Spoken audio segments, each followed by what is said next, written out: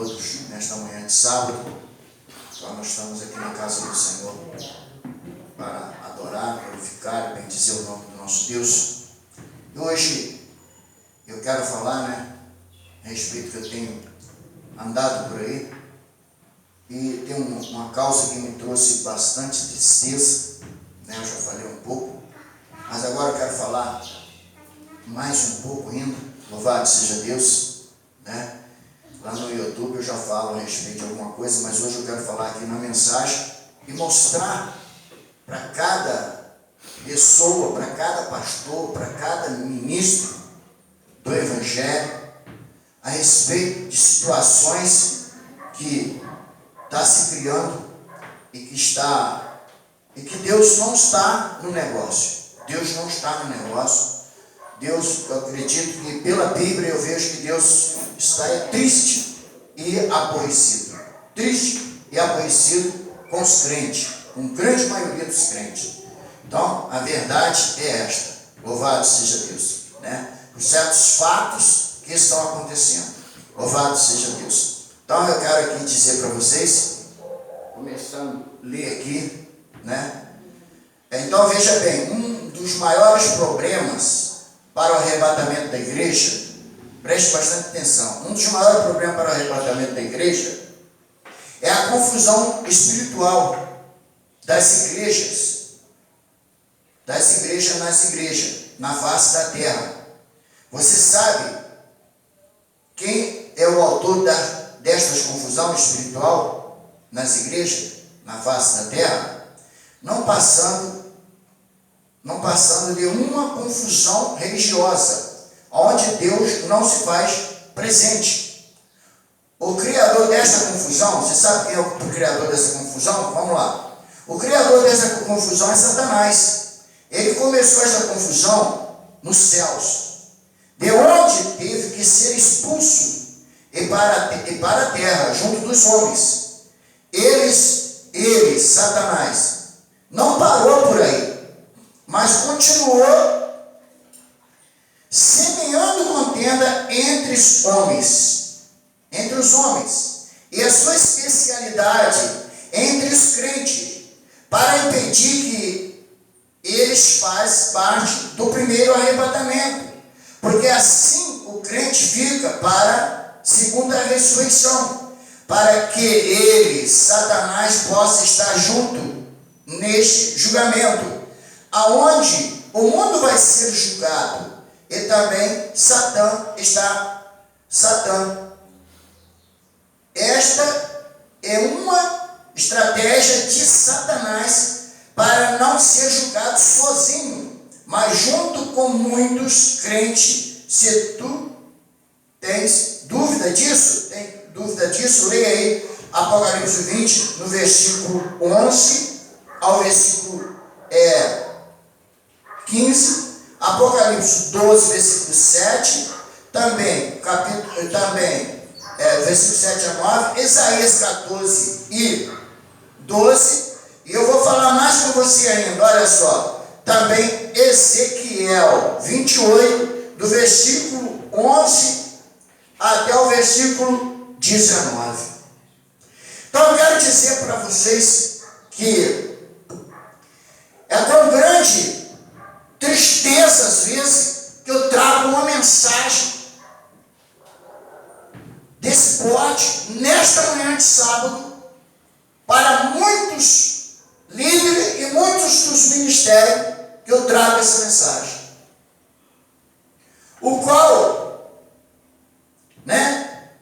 eu vou contar aqui uma parábola. Existia um homem, vamos botar o nome nele aí, de José. E ele tinha uma mercearia.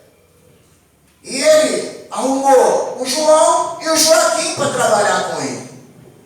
E ambos trabalhavam com ele. Mas daí um tempo, ambos se rebeliaram contra o Joaquim, contra o dono daquela mercearia, melhor dizendo. O dono daquela mercearia. E eles se revoltaram e abriram uma mercearia. Um abriu de um lado, outro abriu do outro, também mercearia. Tudo com o mesmo nome. E o que acontece é o seguinte, que ali eles abriram tudo na mesma rua. Eles eles eram bons amigos, e agora de bons amigos passaram bons inimigos. E agora eu vejo isso também acontecendo com as igrejas evangélicas. E eu andando, eu venho como ministro do Evangelho, como pregador do Evangelho, porque eu não prego denominação, eu prego a palavra de Deus. A minha intuito é pregar a verdade, mostrar as Escrituras para que os crentes, para que nós possamos todos ser salvos. O meu intuito é falar a verdade, mostrar a verdade. E eu vi ali na mesma rua, em vários lugares, na mesma rua, igreja com o mesmo nome, mas no finalzinho dizendo ministério pertencente a fulano de tal, ministério pertencente a fulano de tal, como se eles fossem os próprios donos das igrejas. Por que existe isso? Ministério com o mesmo nome inicial, e depois o finalzinho já não é do mesmo. É porque houve uma confusão, e essa confusão quem criou foi o próprio Satanás. Ele criou lá, ainda quando estava na glória. Ele recebeu muitas coisas gloriosas na época, ele recebeu muita elogio, e subiu aquilo tudo para a cabeça dele, e ele resolveu agora se batalhar e realmente se rebeliar contra Deus. E Deus teve que expulsar. E veja que na realidade também teve aqui essa parte dos anjos que se rebeliaram junto com Satanás. A pessoa fala assim, não, o que significa a terceira parte? Significa que de 3 partes, uma se rebeliou e saiu com Satanás e foi expulso para a terra também, onde há milhares de anjos, que é chamado anjos caídos. Então a realidade é o seguinte, o que acontece é o seguinte, tem um ministério num determinado lugar, e ali vai aquele que foi consagrado também ao ministério, talvez a um presbítero, a um pastor também, ele se rebelia contra aquele ministério local, e ele vai abre uma igreja de porta com aquele outro, e abre do lado com aquele outro. Que significa isso? Significa porfia, significa contenda, significa o que? Quem está agindo nisso aí não é Deus. Não é Deus. E eu quero dizer para vocês que através disso daí tem havido confusão até dentro de lares, famílias sendo divididas, famílias que dividem, uma vai para um ministério, outra vai para o outro. E aí você talvez me diz, mas está escrito que Jesus falou que o inimigo do homem seria da sua própria casa. Mas ele está falando daquele que seria crente e daquele que não aceitava Jesus. Ele não está falando daqueles que se diz todos que aceitaram Jesus, mas ele está falando daqueles que seria e o que não seria. Nesse caso aqui, se todos aceitaram Jesus, criaram confusão, estão criando confusão, então quem está fazendo essa confusão? É o autor da confusão, é o autor da contenda, que é Satanás. É ele que está dividindo, é ele que está fazendo bons amigos passarem a ser bons inimigos, e espirituais, que é o pior, que é para a vida eterna. E o que acontece?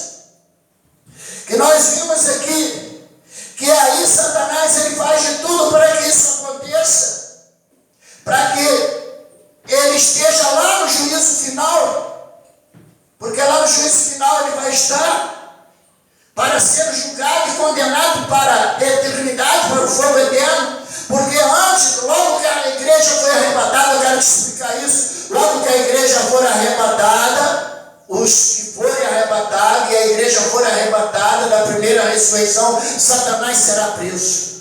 Satanás ficará preso por 1000 anos, e depois ele vai ser solto para ser o que? Julgado no final.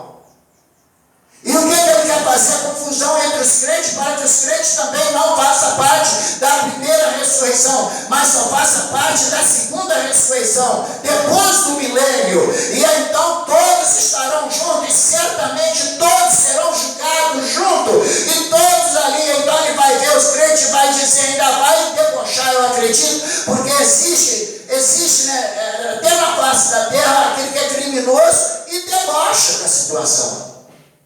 Debocha.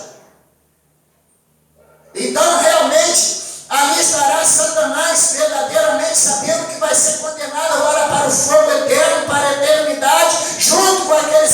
que não foram obedientes, que viveram na contenda, que viveram criando problema, que viveram fora dos mandamentos, fora da sã doutrina, fora do querer, da vontade de Deus, e agora todos serão julgados sem misericórdia, porque o juízo final não tem misericórdia, porque Jesus lá não se apresenta mais como advogado, mas lá ele será juiz, juntamente com Deus Pai.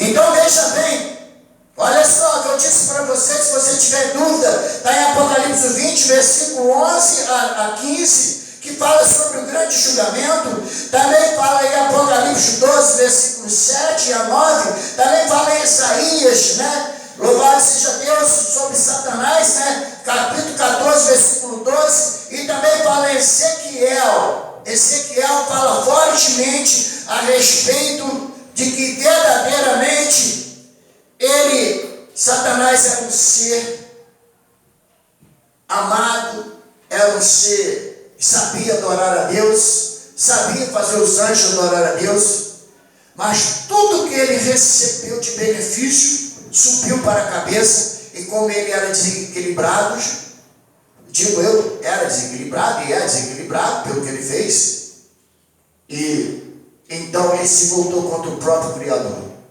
Ele se voltou contra o próprio Deus Pai. E ele teve que ser expulso de lá, e lá não se achou lugar mais para ele. Diz a Bíblia em Apocalipse que lá nos céus não achou lugar mais para Satanás. E ele teve que ser expulso de lá. E agora ele está aqui na face da terra, no meio do povo, no meio dos crentes, no meio do povo não crente. Ele está aqui na face da terra e ele está agindo para que verdadeiramente todos venham a perder a salvação. E aí, o pior disso tudo, que tem muita gente que faz essa divisão e ainda diz que foi Deus que mandou fazer. Como se Deus estivesse no meio dessa confusão. Deus não é Deus de confusão, mas Deus é Deus de paz. Diz a palavra de Deus em 1 Coríntios 14, versículo 33. Deus não é Deus de confusão, mas Ele é Deus de paz. E aí se vê que verdadeiramente cria essa confusão e ainda diz que em nome de Jesus, ainda bota Jesus no meio, o Messias no meio, bota o Senhor Salvador no meio, bota Deus no meio da situação, e assim se faz e vai fazendo cada vez mais. Quanto mais se cresce o número de igrejas, de denominações, menos salvos, tem menos salvos. Porque todos que entram em contenda não têm condições de ser salvo. Porque se a pessoa entra em contenda aqui na face da terra, ele vai lá para o céu, ele é propício também criar contenda lá. Ele é propício. Então o autor da contenda já foi expulso de lá. Então Deus não vai salvar ninguém que adire-se à contenda. Porque se ele realmente salvar aqueles que se admirem à contenda, ele está trazendo de novo para o seu reino aqueles que amam a contenda. E Deus não é Deus de confusão. Então, na realidade, Deus já expulsou o autor da contenda de lá. Então, todos que fazem isso, eles também são coniventes com a contenda. Isso é um problema sério. Veja, né? Vamos continuar lendo aqui. Satã sabe que esta confusão impedirão muitos crentes fazer parte do primeiro arrebatamento.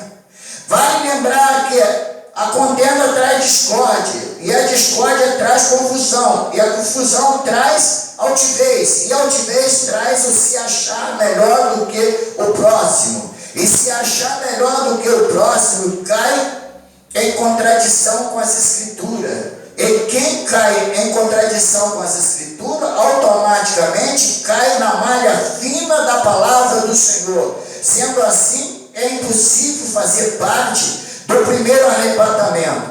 É por isso, aí que Satã pega as igrejas na face da terra. que trabalha com a contenda, colocando os seus templos de porta um com os outros, querendo ser melhor, porque estes líderes não estão trabalhando para o reino dos céus, mas para si mesmo.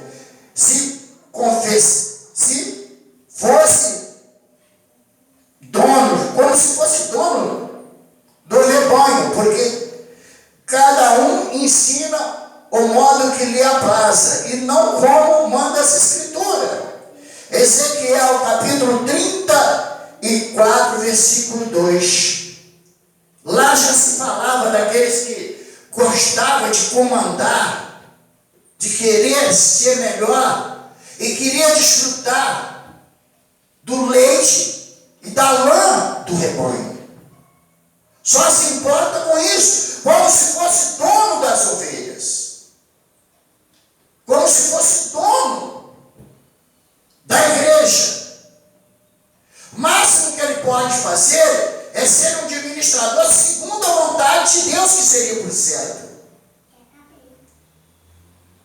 Mas eles não perguntam para Deus se está segundo a vontade do Senhor ou se não está. E o que acontece é que muitos querem, e muitos se acham dono da situação. Até exige, tem uns que exigem dinheiro, exige isso, exige uma porção de coisa que está fora da palavra de Deus. Se fosse exigir santidade, exigir que o povo fizesse a vontade do Senhor, tudo bem, mas nem assim nos dá o direito de ser dono da igreja. Louvado seja Deus. Este é mais um dos motivos que muitos ficaram com seus rebanhos, ficarão com seus rebanhos, e não fará parte da primeira ressurreição, porque tomando iniciativa própria e não segundo o Senhor. Veja que muitos são chamados e poucos são escolhidos. Mateus 22, versículo 14. Vale lembrar que o Senhor Jesus, o Messias, envia profeta sábio e escriba, sendo que a uns matareis e a outros açoitareis. Mateus 23, 34. Eu sei que muitos vão ouvir essa mensagem e vão me odiar, mas não tem problema não. Pois Jesus disse que mandará escriba, sábio e profetas para o meio de vós. A uns matareis e a outros açoitareis, porque não quero ouvir a verdade. A realidade é essa. Então veja bem, quem diz foi Jesus, o Messias. Veja que Cristo diz: se não for como uma criança, de modo nenhum entrará no reino dos céus. O que significa isso? Que uma criança, ela ama, ela não contenda, ela não cria problema. Se ela criar, ela corrige logo. Se ela brigar com a outra criança, logo ela se arrepende e torna-se amigos, a mesma coisa. Mas veja bem, quando entra discórdia,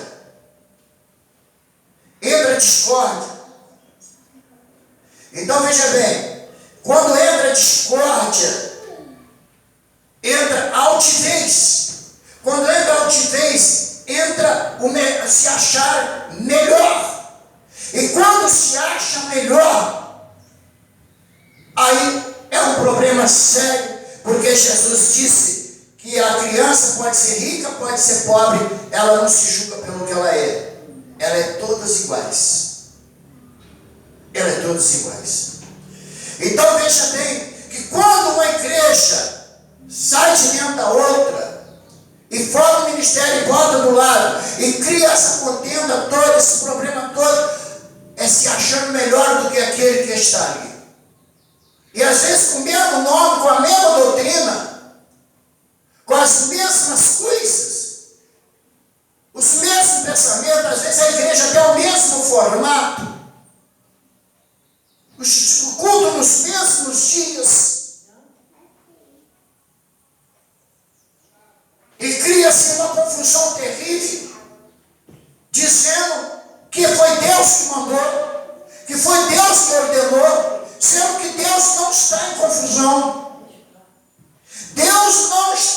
confusões, porque Deus não é Deus de confusão. Veja que Cristo disse que o nosso dever é considerar que o outro é maior do que nós. O nosso próximo é maior. Eu sei que é difícil agora eu vou dizer para vocês, é muito difícil para mim falar e comentar e dizer essas coisas, mas eu tenho que fazer aquilo que Deus me mandou eu fazer. Aquilo que Deus me mandou eu fazer, eu tenho que fazer.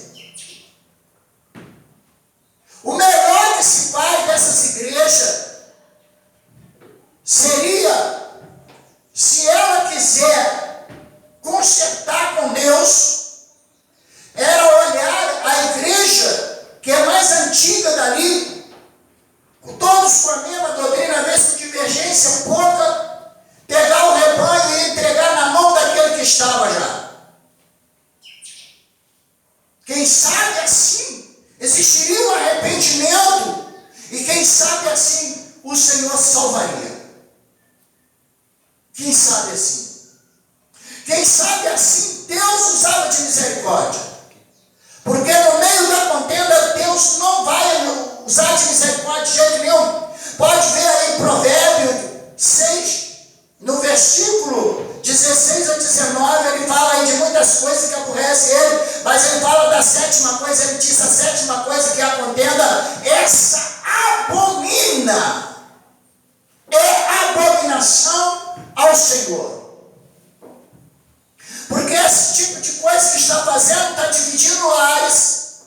Não é aquela maneira que Jesus falou, conforme eu disse para vocês, que ele falou que seria 3 contra 2 e 2 contra 3, mas ele está falando de pessoas de uma mesma casa que 3 aceitariam Jesus e 3 e 2 não, ou 2 aceitariam e 3 não. Aí teria uma confusão, mas não é essa confusão que Jesus está falando. É que eu estou falando. Jesus falou dessa, agora eu estou falando dessa aqui ministerial, que se faz em nome de Jesus, dividindo famílias. Às vezes um pertinho do outro, da mesma casa, a esposa está numa igreja, o esposo está em outra. O pai e a mãe estão num, o filho está na outra. E diz que estão todos seguindo a Jesus, mas eles não se misturam espiritualmente. Como vai se misturar espiritualmente lá na glória? Sendo que na glória é espiritualmente, ainda que receba um corpo, mas o corpo tem que ser celestial. Não é um corpo terreno. Como que vai ser isto? Eu quero te dizer para você que fez isso e tem feito isso, abrindo a igreja de porta para outra, criando contenda, não é um problema. E dizendo que está fazendo em nome de Jesus. Para com isso enquanto há tempo, se arrepende enquanto há tempo, volta ao primeiro amor enquanto há tempo, como diz em Apocalipse capítulo 2. Eu quero até retificar isso aí, que na mensagem passada eu falei que voltar ao primeiro amor estava no capítulo 3, mas não é. É capítulo 2 de Apocalipse. Então veja bem, como haverá salvação para um povo cheio de contenda, um povo que é de mal um com o outro, ou que não seja de mal, mas é inimigo espiritual, porque não tem jeito de se misturar, não tem como. E lá no céu a Bíblia me diz que haverá um só rebanho, um só pastor, chamado Jesus Cristo, o Messias. Como haverá um só rebanho, um só pastor lá no céu, com essa divisão toda, com essa situação toda? A realidade é esta. Tem que haver um conserto nas igrejas, na face da terra. Eu vi igreja, uma pertinho da outra, só uma casa dividida, ela com o mesmo nome, com pastores diferentes. Aí bota lá o ministério X, com o ministério Z. Mas o teu nome da igreja é a mesma coisa. E os cultos nos mesmos dias, da mesma forma, do mesmo jeito. E depois disse que ama. Agora eu quero te lembrar uma coisa. 1 João capítulo 2, no versículo 9, 10 e 11. Eu vou te mostrar que se não tiver amor, estão todos em trevas. Vamos ler aí, esse eu vou ler. Louvado seja Deus. Epístola de João, tá, gente? Epístola de João. Vamos lá, Epístola de João, capítulo de número 2. Capítulo de número 2. 1 João, capítulo de número 2. No versículo de número 9. De número 9. Aquele que diz, está na luz, e odeia seu irmão, até agora está em trevas. É aquele que ama seu irmão, permanece na luz. E nele não há tropeço. Quer dizer, não há confusão. Não há confusão, não há divisão. Mas versículo 10 diz, e aquele que ama, versículo 11, e aquele, porém, que odeia seu irmão, está nas trevas, e ainda nas trevas, e não sabe para onde vais, porque as trevas lhe cegaram os olhos. Então daí a realidade. Ninguém que divide ama. Ninguém que cria confusão ama. Ninguém que cria contenda ama. De jeito nenhum. Porque quem ama e quer estar junto. Quem ama quer servir a Deus junto. Quem ama quer verdadeiramente adorar a Deus junto. Em nome do Senhor Jesus, o Messias. Quem ama quer estar junto. Quem ama quer estar na presença do Senhor junto. Se não ama, então há divisão. E se há divisão, porque não ama. E se verdadeiramente não ama, o máximo que pode, o máximo, no mínimo, está em trevas e não saber para onde vai. Ainda que diz que vai para o céu. Mas é impossível. É impossível. Porque não podemos ter contendas. Não. Não. A prova da contenda é que todos têm o mesmo sentimento, todos têm o mesmo visão, todos ensinam a mesma doutrina, mas não tem jeito de ficar junto. Não ficam juntos. Então está em contenda. Que eu digo para vocês que assim o fizeram, se arrependam, volta ao primeiro amor. Volta ao primeiro amor e faça um concerto com o seu próximo. E realmente entra todos num acordo e entrega o rebanho para aquela igreja primitiva do local. Se vocês quiserem ter uma chance de verdadeiramente se consertar com Deus. Me desculpa de eu te falar, mas o Espírito Santo me incomodou e me incomoda, por isso eu estou te entregando este recado. Viu? Que Deus vos abra os olhos e vos abençoe. Amém.